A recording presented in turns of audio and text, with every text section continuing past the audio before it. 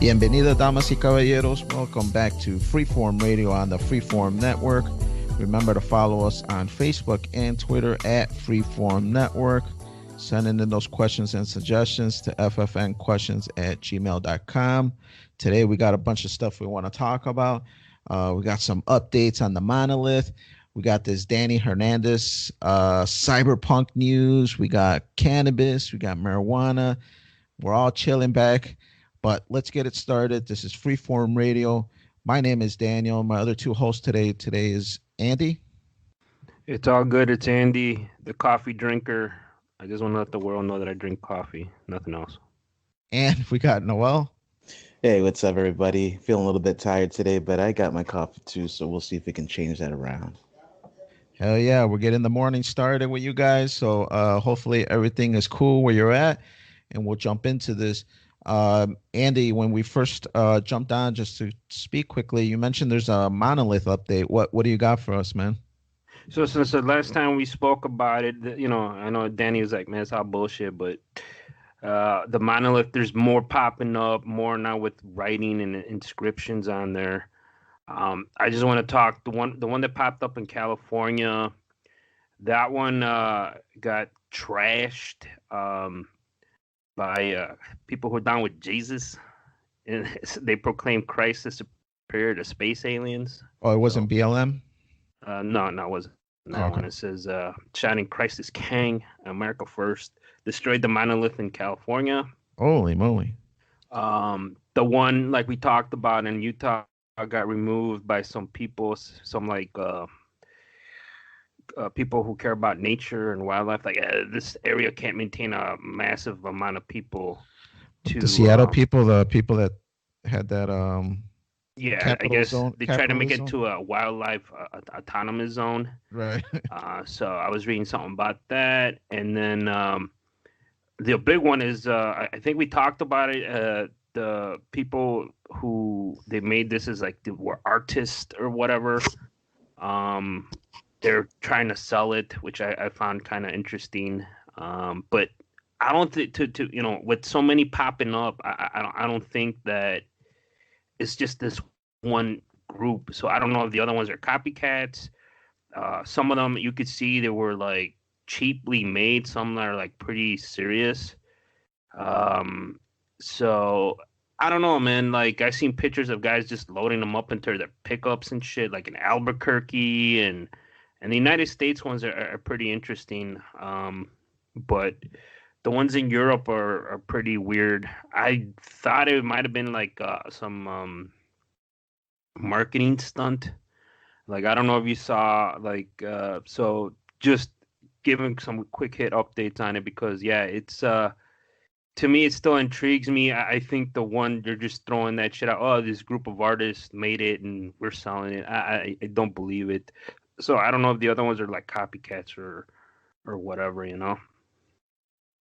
Yeah, no, I haven't really read anything else since we kind of talked about it. I think it kind of like got out of the rotation of the news stuff.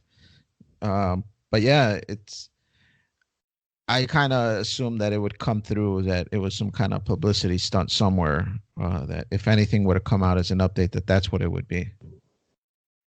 No, yeah, I mean, some people are more into it than other, but this explanation that the artist made it, I don't know. I think it's kind of just some vague shit they throw out there, hoping it goes away. But well, Noel, you weren't here in the last week. Did you have any insight into this monolith? Well, it just got me to think, it's been a while since something's come up that has like given you that reference that aliens aren't too far away from us, like crop circles and stuff like that.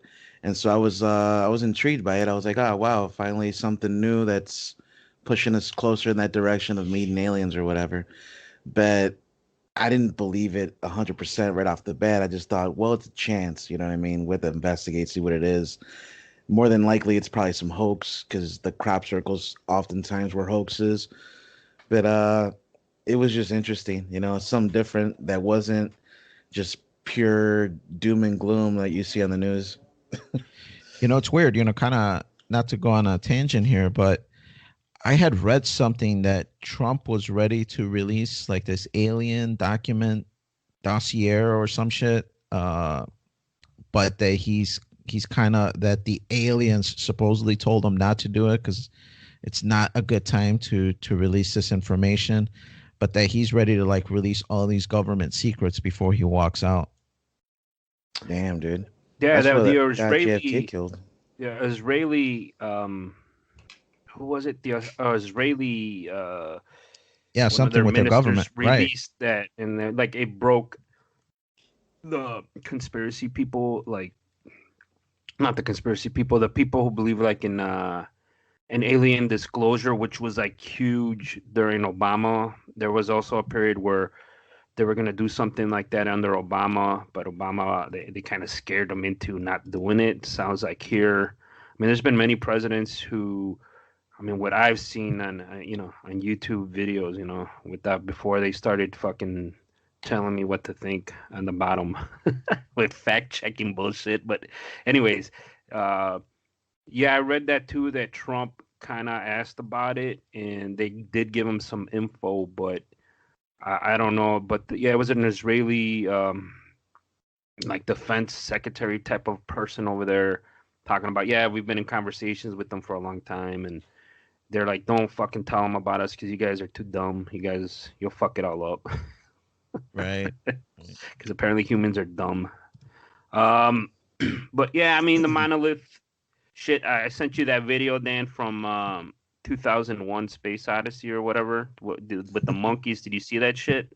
I kind of glanced at it, but I It's stopped just short like, from when they started fucking in front of it. yeah. So like I told you, like, oh, we see this huge monolith. Let's go up there and start rubbing it and shit. Like, and what are humans? The first one in Utah. Oh, look, there's something shiny. Let's go fucking touch it. So that's why it got me intrigued. But yeah, man, it's the monolith. I'll keep an eye on it because this shit intrigues me. I like reading stuff about that. So, and the only thing, it's because it's popping up all over the world. So, and today where everything is fucking filmed, I'm pretty sure someone who wants likes and shares and retweets and want to be viral, I'm pretty sure someone will record it, post, putting the fucking thing up, just release to go see. I've been fucking doing it, but you haven't really seen that. You've seen just of videos of the shit being taken down. You haven't seen no video being put up. Right, right. Yeah, I haven't seen anything like that either. And so, I mean, I'll keep an update on that. That's what I've been doing lately. And the other thing, and I re-upped my Hulu subscription for that Black Friday deal. I've been watching a lot of Family Guy, but they had a good documentary of Tekashi 6ix9ine. His real name is Danny Hernandez. We know Danny's old. He probably doesn't know who it is. Do you know who that guy is, Noel? He's Yeah, younger. Tekashi 6ix9ine. Yeah, Yeah. no, I know who he is, not because I want to, but Yeah. it's out there, and Yeah, it's kind of hard exactly. to miss it. Oh, He's this like, is the guy that ratted out a bunch of people? yes. Yeah, Uh-huh. yeah. Oh, yeah, I remember him. So, uh, so this thing intrigued me. I mean, I knew of him, especially after he fucking snitched on everybody, but his rise from his humble beginnings, as a kid to like, dude, when he got arrested, he was only like 22 years old. And I'm like, he's so fucking young. He's a fucking kid. And the documentary starts from his mom and his brother and sister to where he started hanging out with people. And even he admits, like, my music is garbage, but my music videos are the shit. And then he was always attracted to people, like he wanted to be known, and he did outlandish shit, peacocking to get attention on the internet.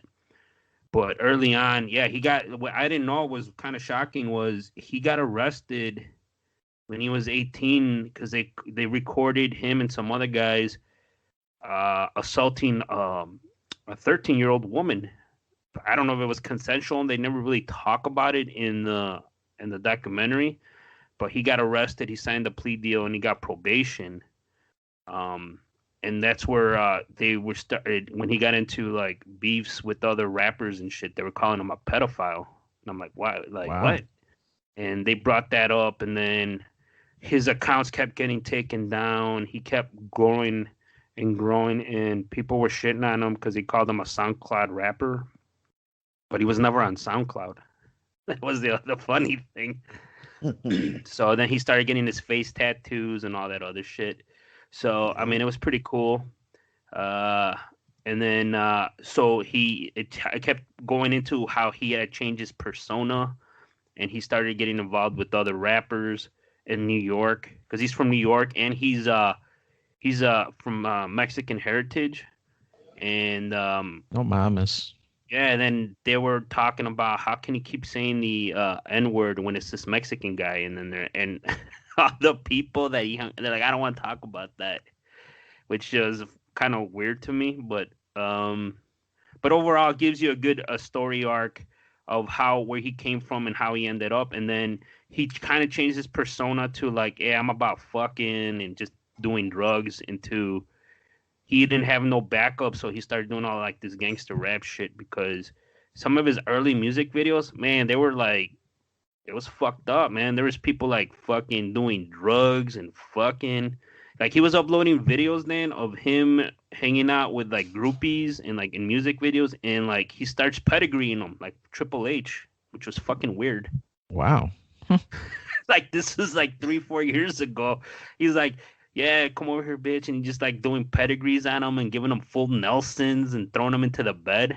Getting them stunners and shit. Yeah, dude. And I'm like if I had a woman, I think the last thing I want to do is give her a pedigree, but okay. At least not on video. That. Yeah, and he recorded, dude, and like fucking kids, man, they record everything. And then he started hanging out with these gangbangers, and they're like, yeah, let's go jack this motherfucker, and we're gonna record him, blah blah blah. Let's record us jacking this motherfucker. Like what? Like you're just stupid. Like I never understood that mentality from younger people now. I mean, now were you a fan of Spree, bro? Yeah. Were you a fan of this guy, Andy, or did you just become aware of this documentary because you know what he got into with all the snitching on everybody, or were you a fan of his music?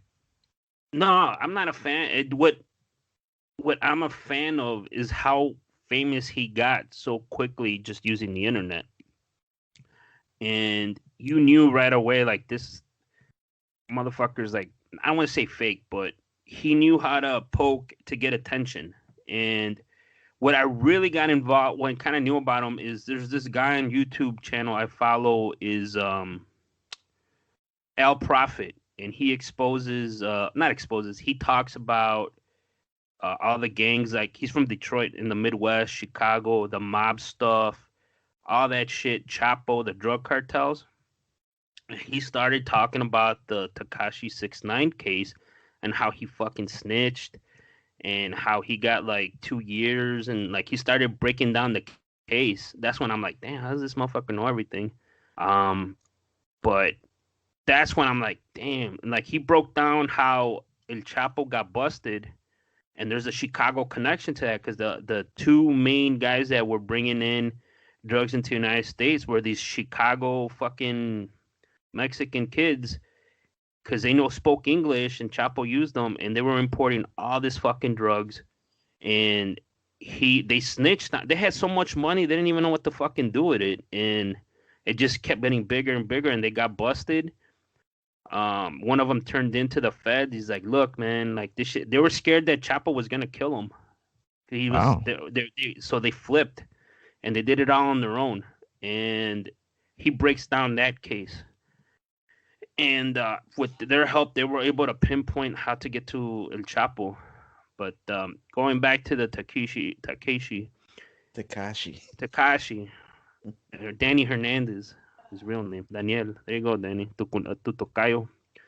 It sounds like the Takara. What's the guy from Star Trek? The original, the gay guy from the original. No, Star Trek. I'm sorry, Star Trek. The Asian guy. Yeah, that Asian guy. Zulu? What's his real name? I forget. George Takei. Takei. Yeah. That's what it sounded like. Yeah, so like check it out. I highly recommend it. It talks about how they got him. His driver, the feds, he had a driver that was an illegal in Paisa, and the feds went to his house. They took ICE took him in, and then they had him in jail for like fucking 3 months, dude, without any charges. It was like fucked up. And they told him, "You want to get out of here?" He goes, "Yeah." He's like, "I need you to go back work for Tekashi and like just take your phone with you." They put it. He said they put an app on his phone that was recording 24/7. How is that gonna work though? Like you're gone for 3 months. As long as his phone is charged. Yeah, no, dude. I mean you're gone for 3 months and you just come back like, oh yeah, yeah, dude. He said that when he got out, they took him over there, and he's like, "Yeah, come back." And then he just put his phone on the SUV and just recorded everything.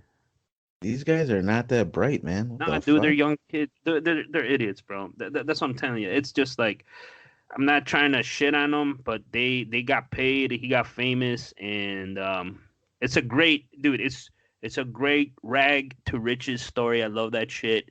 It's an American dream. Kid grew up poor. He makes a shitload of money, gets famous, but like always, bad shit happens to people when you give people a shitload of money. When you give poor people a shitload of money, sometimes they don't know what to do and shit happens. But when you have more money than education, that's what happens. We see it constantly in professional sports, like these rags to riches, and then like 2-3 years after they're out, they're broke because they don't know what to do. They didn't have Mr. Reynolds to teach them how to balance their checkbook. Yeah, exactly. Like Mr. Kelly, what's that? What's taxes? I mean, how many times I've seen documentaries when they get their first check from the NFL, they're like, "What's this FICA shit? What the fuck is this?" They never worked a real job in their life, and they see taxes being taken out, they're shocked. But yeah, I mean, check it out, guys. I highly recommend it for $1.99. Hulu has some decent products, so check it out. We gotta keep this train rolling. Danny, I see here you busted out your Wii U. It sounds like is that retro gaming now? I mean, I don't fucking know. And to play Zelda, that's even more old than fucking everybody here. So what's going on? Yeah, I busted out the Wii U. I had gotten the game Cyberpunk, which I'll talk about in a second, but because of that, it left me kind of disingenuous with this newer stuff that I'm just like, you know what? I want to play something old, something that I haven't played in a long time. So I busted out the Wii U, connected it to my TV. And then, yeah, man, got to town with Zelda, and it was pretty cool, man. It kind of gave me a good nostalgia trip. Felt good to see it with updated graphics on a better TV, because the last time I played it was probably on my CRT TV. So even though Wii U is not that old, I mean, really, it's the system before the Switch. So it's not terribly too old, since Switch is the most current one that Nintendo has now. But it's still old enough where it is a little bit of a collector's thing now. So why Zelda then? I mean, I know you loved Zelda, but I think you played about every Zelda game on every fucking console that ever existed. Right. Yeah, the only one I haven't played is the new one on the Switch. But yeah, I kind of dig that franchise. So anytime a new Zelda comes out, I do try to play it, and I'll probably eventually play the Switch one. But it's just a cool story, man. It's got a little elf kid that just rises up through going through quests and getting powers to try to free the world from this overpowered Ganon trying to take it over. And then it's usually the legend of Zelda, and Zelda's not even his name. His name's Link. Zelda is the princess of this town or this land, and that's who the game is named after. So it's kind of funny that it's not even named after lost Link. Forever, man. Right. It's kind of like the princess from Bowser and Mario. She's always getting into some shenanigans. But yeah, it was kind of cool. I was playing the name's eluding me now, but the one where you're going on your boat, Wind Waker. So that's the one I'm playing right now. Even though there's a couple other ones on Wii U, there's the Twilight Princess, and there's also Breath of the Wild, the Wii U version versus the Switch version, which is kind of a downgraded version. But yeah, I started off with uh, Wind Waker, and it's got this like cell shaded look to it, so it's really cool. Still holds up, man. The graphics look great on a new TV. I think it's because of the show shaded. It kind of lends to the newer graphics, and it doesn't look dated like when you play one of these original PlayStation games, PlayStation 1 games. Yeah, I went through a kick yesterday. I saw on my YouTube feed this retro station thing come up. It was the update. The video was like about 2 weeks old, and this guy was reviewing this new thing out of China. And right away, I started watching it, and it had Dreamcast games, it had Atari games, Nintendo games, Super Nintendo, Capcom, like all this shit. And I watched. It was like a 20-minute video. I watched everything. I'm like, I want to buy this fucking thing because it has 4K and HDMI and all this bullshit and the wireless controls. He gave it a pretty decent review, and it was like $80 US. So, and I was like, damn, man, should I buy this fucking thing? It actually sounds pretty interesting what you're talking about. Just because if you get an old Super Nintendo, let's say, Yeah, it's difficult to connect even to your TV because it's composite cables, and a lot of newer TVs don't have that. A lot of newer TVs, it's HDMI or nothing. So you're kind of stuck with these older systems. If it doesn't have an HDMI out, then you can't hook them up. So these emulation's got a lot better though. yeah, Oh yeah, for sure. Yeah. I mean, on the Wii U itself that I have, it has some emulated stuff for some of the classic Nintendo 64 games, some of the GameCube games. So yeah, emulation's gotten a lot better where you can play it without input lag. You know, the frames per second are really good, so it doesn't stutter like they used to. So yeah, those hacker guys, they've really done a good job in stabilizing the stuff. It had 64 games, PlayStation. I mean, they didn't say like Nintendo 64. It had a weird name like 64 or something. And I was thinking, is that the game with does it include the graphics for with the expansion pack was included? So, but I'll send you a link on it. The only thing I couldn't really find it. It was $80, but it was only available from this company in Europe. I think it was in England. And that was my only thing. Like, fuck. Like, I wish this was like on eBay or something. But I'll send you a link. I was kind of like, I'm about 90% sure I'm gonna fucking buy this thing. So, but I'd like your input on that. Yeah, no, retro gaming, it fills a little niche now. It's not something that I would say I'm gonna spend 2 months on, kind of thing. I will probably eventually get a little past the fad of, hey man, this kind of tickles that old, nostalgia thing in me, and I'll probably die off of it. But it's cool, man. It's cool to jump in for a quick minute. Every now and then I'll pop in the Super Nintendo, play some Super Punch Out or play some of those games, and you play it for a quick minute. Feels good to get kind of like that old muscle memory going. So, stuff like this, and like you mentioned, Andy, just watching that video kind of intrigues you into want to play in it. And I think for the majority, it's like that for the majority of people. I don't know if I told you guys, I had the emulators for GameCube, Nintendo 64, PS2. I have a bunch of emulators, and I mean, the $80 sounds like a good deal if it's all set up for you, ready to go off the bat. But otherwise, I mean, if you want to save $80, it doesn't take too much to set it up on a PC.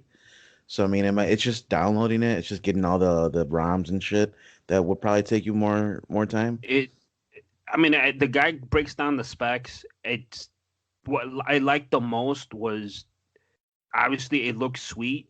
I mean, it wasn't perfect. I knew it's an emulator, and the interface that it had was pretty sweet, and the load time was sweet. It's all in one box. I got the NES Mini, I got the Sega Mini, Super Nintendo, I got them all, and I'm just like every once in a while, and I even got the cheap fucking 1,000 games fucking Nintendo knockoff. I popped that in because that's what I want to use because it has some games, and I'm just like, my wife's like, "Oh, does this have Mega Man?" Like, yeah, she even played it when I first got it because she used to play Mega Man with her brother, and she would play Nice. the shit out of that. And it's just like I paid fucking $20 for it. Like it was nothing.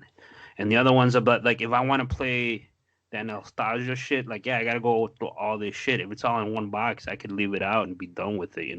I even got like Nintendo. I bought a cartridge like 150 games in one cartridge for the Game Boy Color, and that was fucking pretty sweet too. I mean, it had all the Mario lands and shit. I'm like, sweet. I'm like, I'm done. I don't need to get any other Game Boy games. Castlevania. I mean, it had them all. That's like the shit I grew up on. Right. What Yeah. what was the last game that you played on your emulators, Noel? Uh, if I remember, it's kind of hard to remember, to be honest. But the one that stands out that I think you might like is Metroid Prime for GameCube in 4K. Oh yeah, man. I got it for the Wii U, the GameCube version, and I popped it in for a quick second, and I was just like, oh man, this looks kind of crappy, man. I'm like, I don't know if I can play this. And then the other bad part about it is the emulator that I have on the Wii U for it. It doesn't allow you to save for whatever Oh reason. shit. And I'm like, I'm not gonna start playing this, get into it, really get hooked, and then not be able to save it and then have to start all over again. So I was just like, I don't know, I'm gonna have to figure something else out if I want to play this. But wow, 4K Mhm. up-res visuals on the PC. Oh man, it looks good. Runs smooth, 60 frames. And then yeah, you can auto save really easy, just clicking like F1 or something like that. Forgot what hotkey it is. But yeah, I mean, if you ever want to set it up on PC, just let me know and I could give you all the links. And I'm sure that game in particular, just being like a first-person view, would probably lend very good with a keyboard and a mouse. I don't know if you were playing it with a controller or not. Yeah, no, I did play with keyboard and mouse. You can do controller. You can set up multiple controllers and configure it, but keyboard and mouse for that one, you're right, is going to be pretty clutch. Right, right. But yeah, Yeah. yeah, I got into some of that retro gaming. Yeah, that's what I'm actually playing right now, just because, like I mentioned at the top, I was kind of disillusioned by Cyberpunk. I had pre-ordered this game just because I saw a few trailers when they first announced it, and it looked sweet, man. It looked like a very sweet, cool game, right up my alley. I really liked CD Project Red's previous game, The Witcher. Witcher 3 is the one that I played on PlayStation. And when they announced Cyberpunk, I was really excited, man. I was really excited for it. So as soon as pre-orders were available, I found which one had the best pre-order bonus, which in my opinion it was Best Buy because they gave you like a tin case for your game, like a special tin case for it. The Steelbook Collector. Yeah, yeah, like yeah, exactly. So I'm like, all right, it's not that great of a pre-order bonus, but whatever. That's the best one from all the other ones. The other ones had like pins and some other stickers and shit and maps, and I'm like, nah, I'll get the tin. So I bought it, all excited, pre-order, just waiting, and then the delay, and then the delay, and then it's coming out, and then another delay, and I'm just like, Jesus, when's this shit coming out? Finally comes out.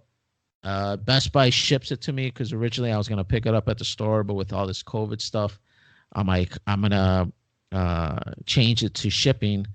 So I changed it to shipping. Waited. The release date came, and that's the day they finally shipped it to me. But it was shipping out of California, so I didn't get it for like another 5 days. So while everybody else is jumping into Cyberpunk and playing it and everything, I was kind of left on the outside just looking in. But luckily I was, just because from the response and from what people were saying, it was a mess.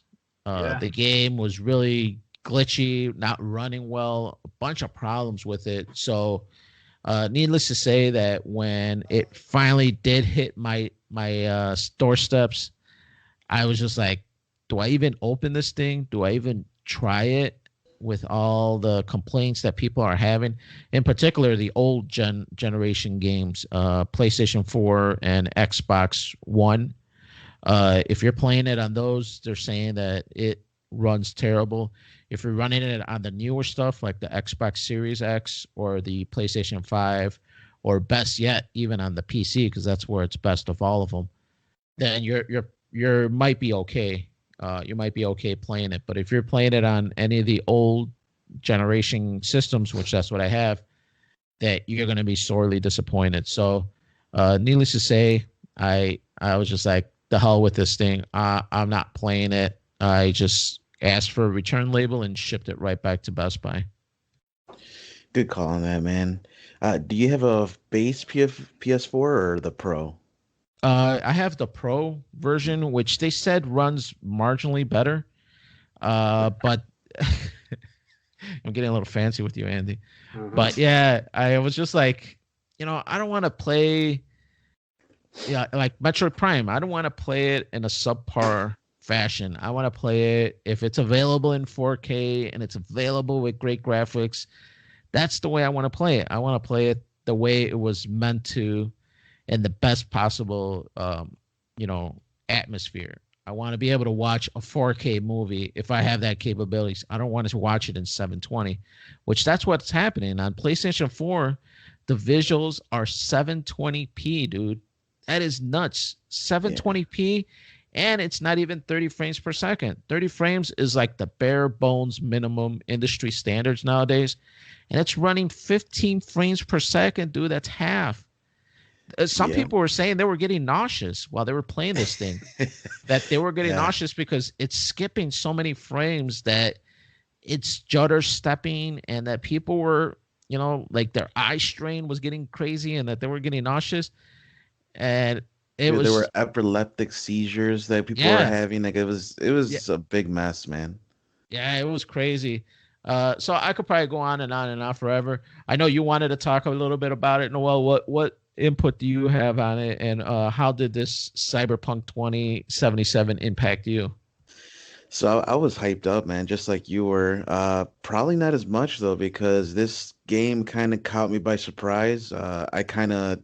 I'm not super into games. I do love to play them, but I didn't necessarily have this on my radar for the last like 7 years, which is, I guess, is how long they've been like hyping it up for. Right. So I understand, like, yes, literally, I think it was a 7 or 8. Out. Yeah, like a development cycle. Like back in 2013 or 2014, I think, is when they started announcing it. I'm sorry, real quick, who's the publisher? Don't say EA. No, CD Projekt Red. It's the first time CD Projekt Red published. They developed and published their own game. Previously, they had. I think Witcher was published by WB, but they were the developers. This is one of the first games where they invested their own money, and they published their own game. So it's all on their shoulder. First game off their bat. Yeah, it didn't have a track record of delays or unfinished games or nothing. It's, right, they had a pretty decent track record with the other games. Right. They had really good reputation with the gaming community. And so a lot of people were hyped up, willing and ready to give their money. I think there were like 8 million pre-orders. Right. And there was like millions on Steam, on PC, and on all consoles. So I got it on PC. I pre-ordered it. And when it came out, I played it right away, made my character and everything. What I noticed from the very beginning was how much more resource intensive it was. So my computer is not the greatest you can have, but it's definitely a step up from even the current gen consoles. So like even a PS5 is pretty much, mine's a little bit faster than a PS5. And this is something I bought a couple years ago. So it's a 2018 model, you know what I mean? Right. So I figured, okay, it's got to be able to run it good. I looked at the specs of what you need. It looks like I'm going to be able to run it low settings 4K or medium settings to high settings on 1440p. And that's what I wanted to do. I've been playing a lot of the newer games like the Resident Evils 2 and 3 remakes at 1440p. And it looks and runs great, 60 frames. That's the goal that I had in mind, 60 frames. The best I could do was 30 frames at 1440p. I had to tweak, and even then, walking around and doing shit, there was like, it didn't look optimized. It looked like a launch game. like a launch game in the modern day era. And unfortunately, it's becoming more common for publishers to release games unfinished and rely on patches and people's patience to make the game playable or at least optimized to have the experience they wanted you to have in the beginning.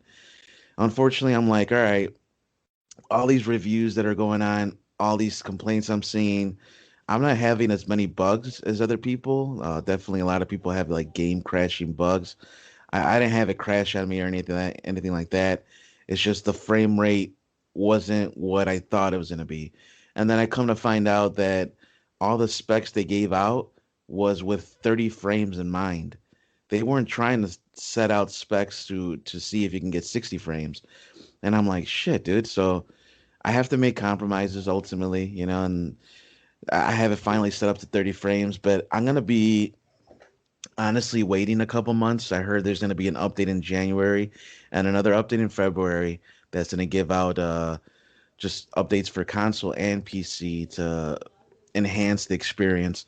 So I'm gonna be waiting till the new year, January, to keep playing. I have like 9 hours in, and the story is good. See, that's the freaking crazy thing is the Yeah, story is good, and it's gonna be awesome once it's ready to play.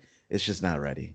exactly. That's what I keep hearing is that the story, the immersion, all the other stuff surrounding it is great. It's just the way it plays like shit, Hmm. and it looks like shit. And literally, man, It does. when you see some videos, dude, when you see some videos on YouTube, at first honestly, when I saw some of the videos, I'm like, this is the kind of shit that Andy clicks on because it's like funny, glitchy stuff. And I'm like, somebody made this to make it funnier. And then when I did a little more digging, no, those were legit videos, man. Legit videos of crappy gameplay on PlayStation 4s and Fact Xboxes. checked it.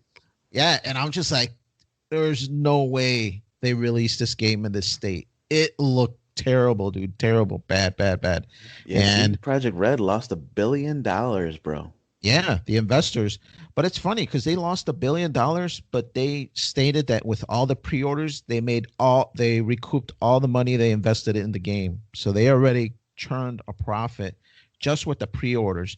But now there's the wave of people returning the game, and it's created kind of a muddy mess too. So I don't know if you're going to try to get a refund or just wait for these updates. Well, Steam allows you to refund if you play less than 2 hours and Okay. return it within a week. It's well past that point, so I'm gonna be stuck with it. But I don't mind it. The way I look at it, for me, for PC specifically, it's like I'm getting an early access to it. So Right. I paid full price, unfortunately, but I'm getting early access. The patches will come out. I'll get to play it sooner than everybody else. Console, it looks like they're gonna have to wait, maybe until after February to finally get a decent enough release, if it even comes out for PlayStation again. They took it off the store. Right. Yeah, this is one of the first times on PlayStation that a game was delisted. Now, other games have been delisted. I think it was a game that even you played, Noel. Wasn't that Batman Arkham Asylum or the Arkham City, the newest, the last one that they released? That was delisted from the Epic Store. So it happens where games get delisted just because they run like crap and they don't want people to buy them and then have to deal with trying to return it back to them. Yeah, I've never gone to Epic, but I know what you're talking about. There's games like that. Sometimes they're unfortunately taken down. Steam had a few games like that. But yeah, man, that's Cyberpunk 2077. We'll see in a couple months. Hopefully they get their shit together. Um, I really had high hopes, man. I was actually going to invest in the company, and I'm glad I didn't. Their stock went from an all-time high of $31 to right now, I think it's hovering around 18, 19. Last time I checked. It So drops more, man. yeah, If they have a decent track record, it's just a blunder. But I mean, if it, who knows what their next if they're gonna be around, maybe I don't know. yeah. I mean, if it does well, they want to have a online multiplayer, and so I'm hoping if it drops down to like 17, I think it'll be worth put a little bit. You might double up your money in the long run. But yeah, that's 2077. Another thing I wanted to update you guys on is this Great Conjunction event. I don't know if you heard about it. It's happening Monday, tomorrow, which would Right. be December 21st.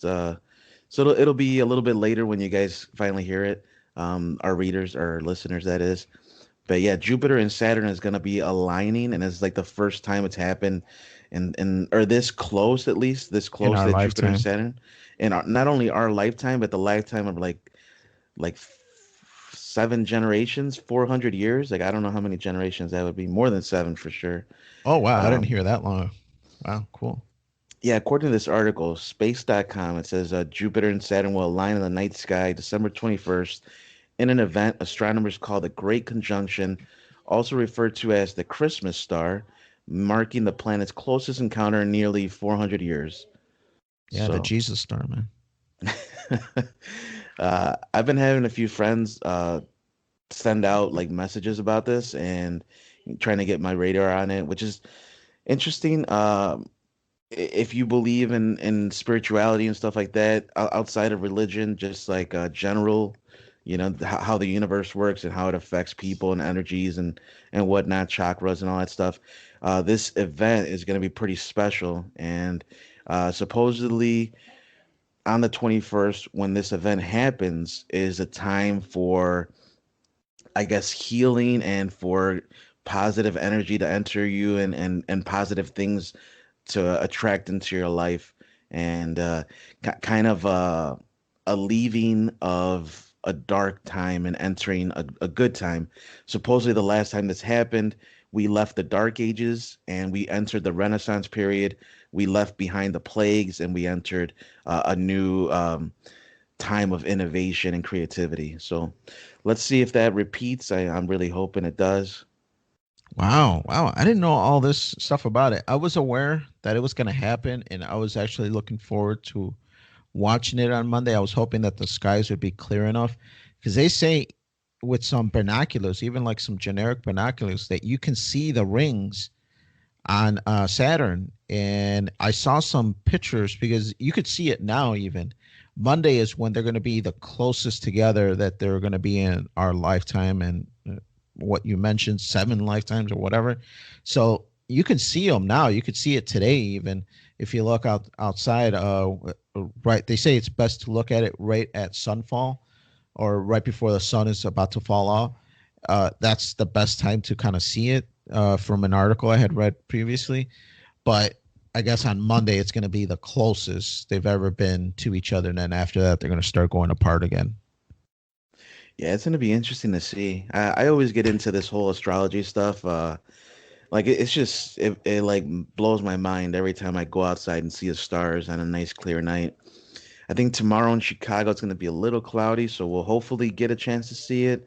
If the clouds give us a little bit of luck and move out of the way just long enough for us to see this unique event. But yeah, that's one thing I just wanted to get you guys aware of. And another thing that's kind of happened new in my life, at least, I got this machine that allows for oil infusion for cannabis. So it allows you to grab, dry herb and combine it with different kinds of oils that you might use for cooking, baking, things like that. And so yeah, I've made olive oil and coconut oil infusion so far. It's been great, man. It's been really good. So I guess I'm not really understanding. What is this? Is this some kind of machine that squeezes a seed and then makes oil out of it? No, what it does is it uses your already dry herb. So, you have some marijuana, you'll have it ground up a little bit, not finely ground, but just kind of, roughly, what is it called? Just roughly coarsely grounded. And you're gonna fill this little container in the device with it's kind of it's I don't want to describe all the different parts and all the processes, but basically what it does is decarbs your weed, which activates the properties that you want, the THC, the psychoactive the psychoactive THC and the CBD. And once it activates all this, you can finally infuse the oil, and that's when you put in the actual, the oil you're going to use, olive oil or coconut oil, whatever kind of oil you want. Um, it infuses it by kind of swishing it around, making it mix, and it does it at certain temperatures. So, and it takes a certain amount of time. So for me, it took a total of 3.5 hours roughly to infuse this oil, and I've done it about 3 or 4 times, and every time it's gotten better and better. I'm getting better with it. I've made olive oil, like I said, and coconut oil, which I highly recommend coconut oil if you're gonna go for this kind of infusion shit. Oh yeah. I know for a while Alana was really into coconut oil and she was using it for like brushing her teeth, using it in her hair for her skin. Um, so yeah, and she even cooked with it a few times. Yeah, it's definitely versatile.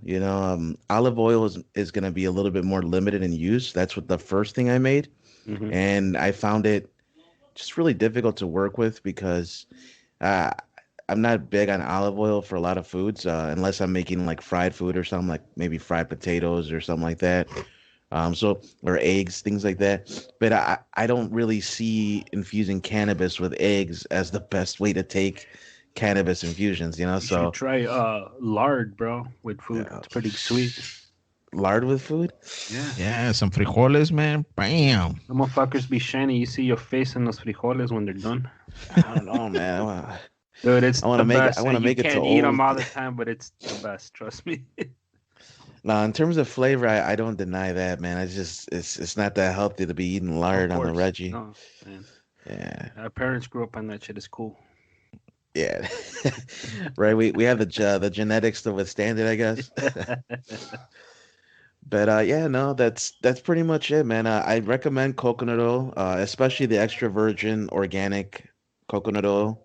Um, and you can make For a lot of cooking? things with it. Yeah. Yeah, for cooking, because the thing is, you could put it in tea, you could put it in coffee, you could put it in the like gummy bears, you could put it Uh, in any cookies, brownies, anything you want, dude. Like it's so much more versatile. Waffles, pancakes. I can go on, bro, and on. Coconut oil is the way to go. Plus, the makeup of it, it's just like Daniel said, it's healthy. You can consume it, put it in your hair, your nails. It's very versatile. So I recommend coconut oil infusions for anybody looking to kind of just expand their consumption of it. That way you don't have to smoke it. It's a little cleaner to do it this way. sweet. But yeah, so that's the update for the week, guys. Let's get into the article for the week.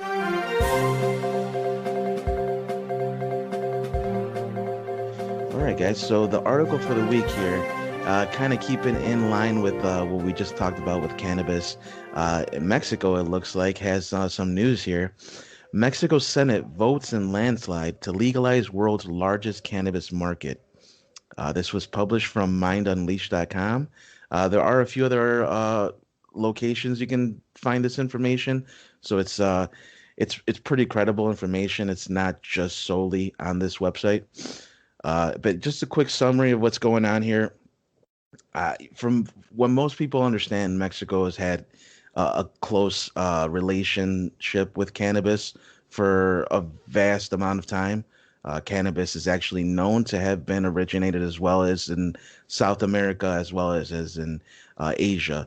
So Mexico is no novice to marijuana dealings, and for the longest time it's been illegal. The cartels have capitalized on that, making more money by selling it at a premium price and exporting a lot of their product throughout the world. And so it looks like here, just days prior to Thanksgiving holiday in the U.S., Mexico's Senate approved a bill that would put an end to prohibition measures in a landslide vote of 82 to 18, with 7 abstentions. I guess that's people that didn't vote. Lawmakers in the ruling Morena party have been working hard to seal the approval of the landmark cannabis legalization bill before the current congressional session draws to a close in this month of December. Morena, along with its allies, holds majorities in both chambers of Congress. So that's kind of good. It looks like they're both trying to improve just kind of living conditions in Mexico. So they're seeing this as an option to go forward. Which honestly, it shocked me. I didn't think they were ever going to make it legal, especially because the cartel holds so much power in Mexico. But it looks like it's gonna hopefully go through. Any thoughts on this, you guys? Yeah, I think first, I think like you said, the drug cartels are going to get hit hard with this if they end up going forward and this all ends up changing. They said that the violence in the cartels took up to 10,000 lives last year. So that's a lot, man. That's a lot of people to be passing away from drug-related deaths. I think this will hugely impact that drug trade and make it to where if it's legal, then they're not going to be killing people to try to import it or smuggle it in or do whatever they got to do to try to make their money. So I think this is going to impact them greatly. Yeah, I mean, I think what they're trying to do is control. It's just like here in the United States, a lot of states have legalized weed, and then the person who sells it, the government does a lot of has a lot of control of it and what you can sell, and with taxes. If you read down the article, it goes, under the proposed measures, Mexico would place strict controls on ownership in the supply chain used for domestic production and international commerce of cannabis. So the thing there is the supply chain. That means it's like who gets to fucking sell it and how to ship it and stuff. That's interesting. The trade surrounding the industry would also have to comply with various forms of financial source verification and ensuring that the business doesn't fall into the hands of a criminal syndicates, writes Forbes. So right away, it's about who controls what and who controls how the shit goes out, and then who owns it. So I mean, because they don't want, I guess, the cartels to own the business that controls everything, because they know right away if they do, there's gonna be a bunch of shit going down, and they're probably gonna impose heavy taxes too, like here. I mean, to the government gets their cut, because I mean, the current president, I mean, he has a lot of conservative views. He like, just to give you a background, he opposes the lockdowns. He opposes masks. That's not really being talked about here, but down there, because in Jalisco they passed mask mandates, and he shitted on that. He says that's a bad idea. But it's already been rumors that he was taking money from the cartels. So I mean, I think it broke like when he got elected, that he got some briefcases full of money. But it's to me, it's a good step. I think the cartels are always going to be a part of Mexico. Unfortunately, it is what it is. But it's you're giving one less thing for them to fuck up, but they're still big in like meth and all this other shit, trafficking and kidnapping, and that is just like an early step to trying to control that. But I think marijuana, I believe it is their number one. So it's going to be interesting seeing how this evolves, because, I mean, our parents are from Mexico. We're Mexican. It's just that we all know the corruption down there. So it's going to be interesting to see how all that is going to be handled. Oh, without a doubt, man. This is gonna trickle over the whole world. I'm hoping that United States follows suit. Another bit of information here. It looks like under the bill, adults over 18 will be allowed to cultivate and possess up to 28 grams of cannabis for personal use. Possession up to 200 grams would be decriminalized. People can grow up to 20 plants, provided their annual yield isn't more than 480. Medical patients would be able to grow over 20 plants if needed. Public consumption, that means you can consume it anywhere in front of a freaking cop, would be allowed in all spaces besides those marked as 100% smoke-free. And then they would also generate sales and taxes, with 12% tax being put on cannabis sales, with the revenue going towards drug abuse programs. So, bro, this is a lot of good language. I'm hoping it goes through. If this actually does go through and everything is met the way it's said, like it meets the requirements, I'm hoping the U.S. follows suit. Canada already is there. I mean, come on, we can't be the only country in North America not doing it. You know what I mean? So Yeah, I think what's weird too is that to me it's quite a bit. 28 grams of cannabis for personal use on your personal self. that's Uh, one it, ounce right, because one dime bag is roughly about a gram. So this and would a be about. half. Well, I don't know. I'm not a big smoker, but from what I Damn, from what man, I Noel knows this googled, metric system. Shit.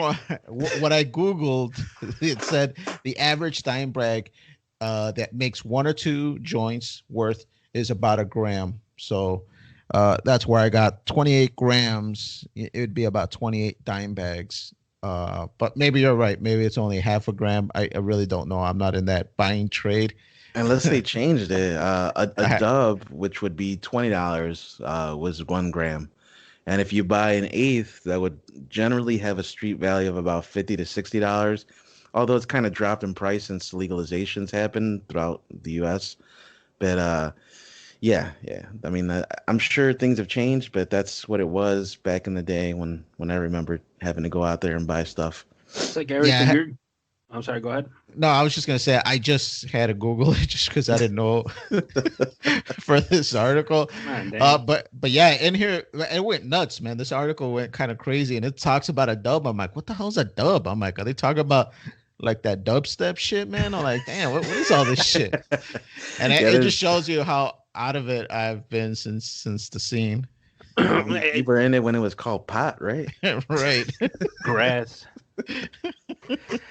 It is, it's good for individual. I mean, to me, I'm a big proponent here in the United States for state rights. Some states want it, some don't. Whatever, man. If that state chooses to do it, I'm good for it. But the federal government has a different view on marijuana, which I don't foresee it ever being changed unless something radical happens. But because marijuana in federal level is still illegal, but yet the states you could go, like in Illinois, you go, there's pot dispensaries, you can go buy it, and it shouldn't be, they tax you to death on it, but you could buy it.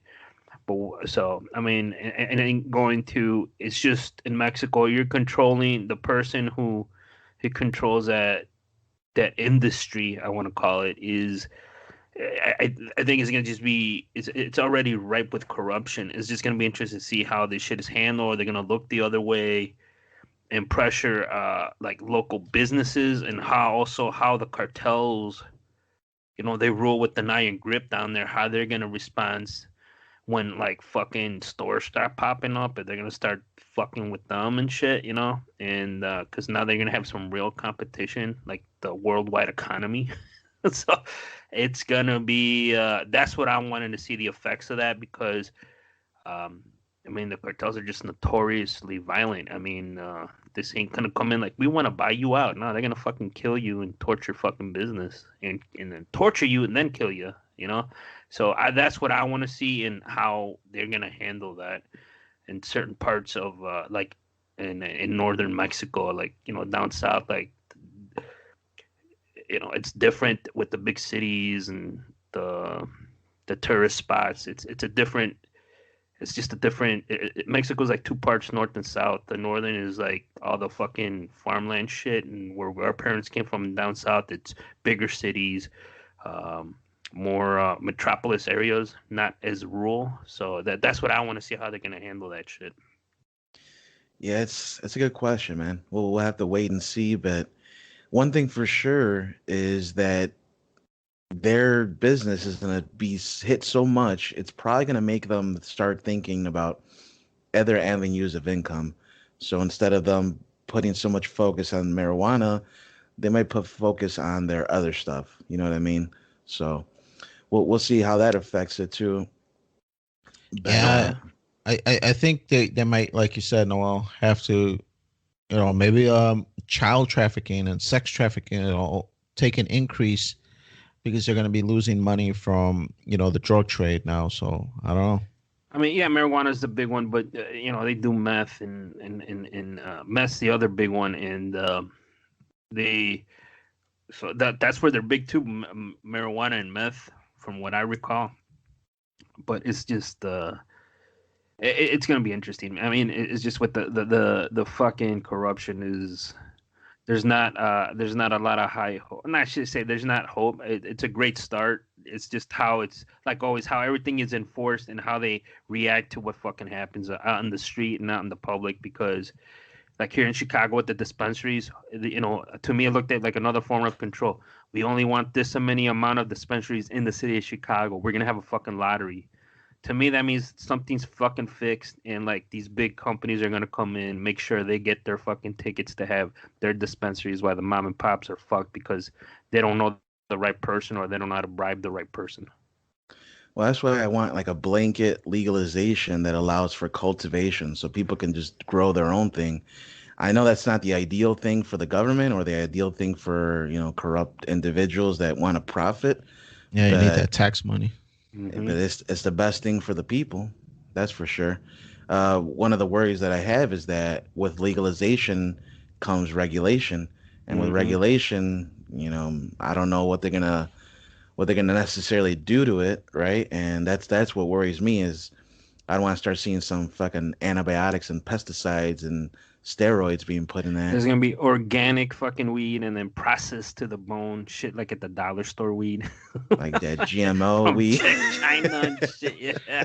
Well, it's funny, man. When I was doing a little research for this article, I did find some stuff where they said that Mexico is actually a big proponent of medical stuff, innovations, and that with the legalization of marijuana, they think that cures and other remedies for other stuff happening in the world will become more and more prominent because Mexico does have a good foothold in stuff like that. So you might see the cure to arthritis or heart disease or whatever, and it might come out of this. There's a bunch of articles that I want to share with you guys about the benefits of cannabis. Unfortunately, we don't have time today to do that, but in the future, I promise our viewers we're going to talk about it. There's a lot of benefits being discovered now that research is allowed more easily, whereas back 10 years ago, it was a little more difficult to research anything on marijuana because it was illegal, so it wasn't allowed for scientists to cultivate and experiment on it. Now with research being done left and right, scientists are finding out more and more of the benefits of marijuana, the protection for the brain, protection against aging, skin, health, cancer. It kills cancer. It protects against epilepsy.